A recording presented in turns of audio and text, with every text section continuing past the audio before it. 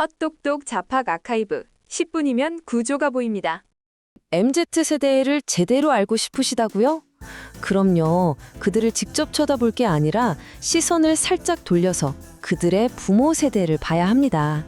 오늘 이 시간에는요. MZ라는 이 세대가 대체 어떻게 설계됐는지 그 설계도를 한번 깊숙이 들여다보려고 합니다. 이런 생각 안 해보셨어요? 아니 왜 요즘 친구들은 사랑은 받고 싶어 하면서도 사람을 쉽게 못 믿고 또 부모님이랑은 되게 친한 것 같은데 어딘가 모르게 외로워 보일까요? 되게 모순적이잖아요? 자, 이 행동들의 뿌리가 어디에 있는지 지금부터 한번 찾아가 보죠. 바로 이겁니다. 이게 핵심이에요.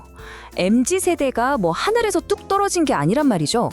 알고 보면요. 그들의 부모 세대가 겪었던 그 시대의 압박, 그 상처 속에서 아주 정교하게 만들어진 어떻게 보면 하나의 결과물이라는 거예요.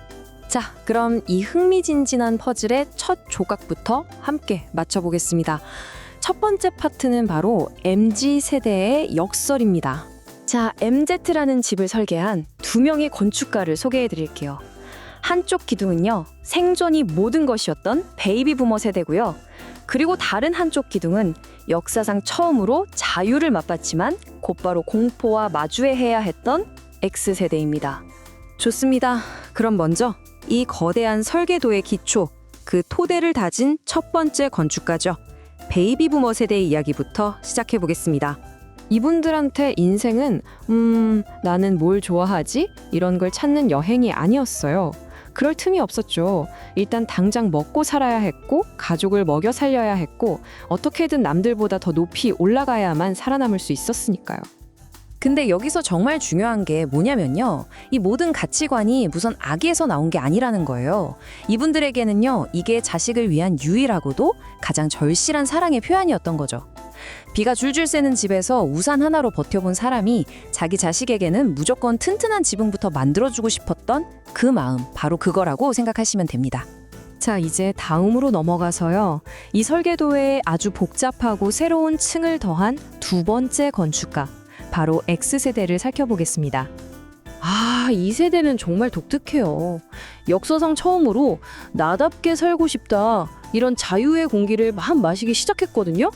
그런데 바로 그 순간 IMF 외환 위기가 빵 터진 겁니다. 믿었던 회사가, 조직이, 심지어 국가가 나를 지켜주지 않는다는 그 차가운 현실을 그냥 온몸으로 겪어낸 거죠. 바로 여기서 그 엄청난 모순이 생겨나는 거예요.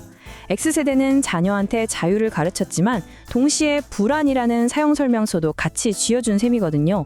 선물 포장지에는 반짝반짝하게 개성이라고 쓰여 있는데 막상 상자를 딱 열어보면 네 인생은 네가 알아서 책임져, 절대 방하지 마 라는 좀 섬뜩한 메시지가 들어있는 거죠.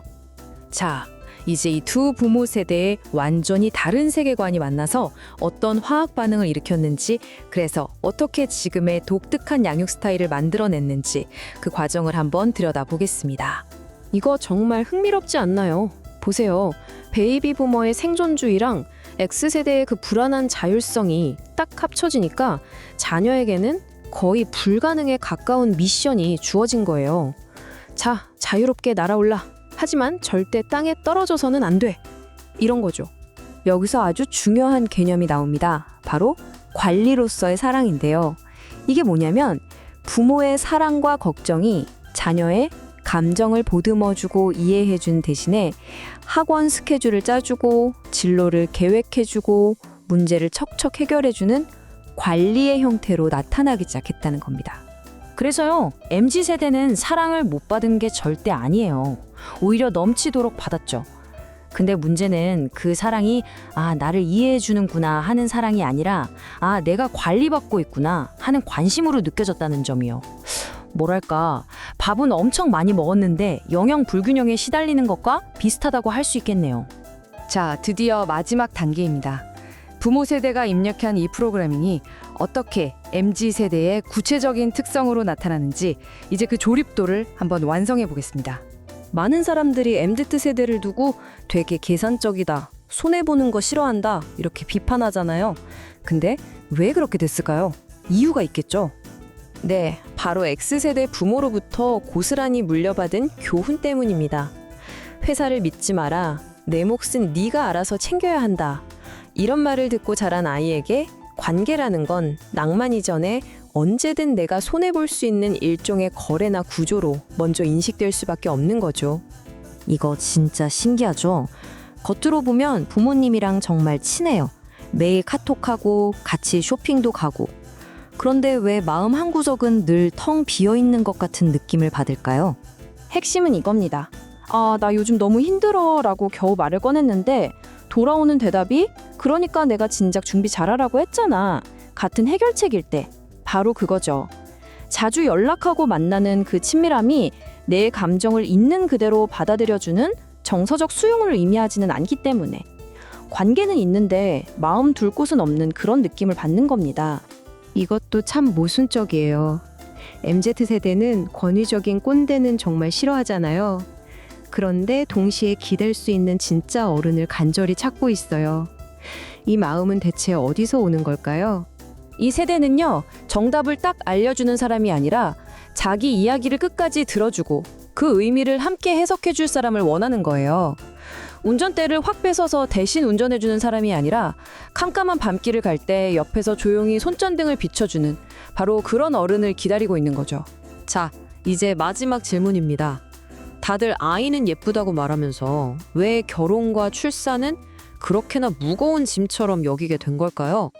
이들은요, 부모님이 자식 한 명을 키우기 위해 얼마나 많은 걸 희생하고 모든 걸 쏟아 부었는지 그걸 바로 옆에서 다 지켜본 세대예요. 그러니까 이들에게 가족은 따뜻한 안식처이기 이전에 내 인생 전체를 갈아 넣어야 하는 거대한 프로젝트 혹은 시스템처럼 보이는 거죠. 그 무게를 너무 잘 아니까 덜컥 겁이 나는 겁니다. 결국 MZ세대를 이해하는 열쇠는 그들을 버릇없다고 비난하는 게 아니라 그들의 부모가 과연 어떤 시대를 어떤 불안을 통과했는지 되돌아보는 데 있습니다.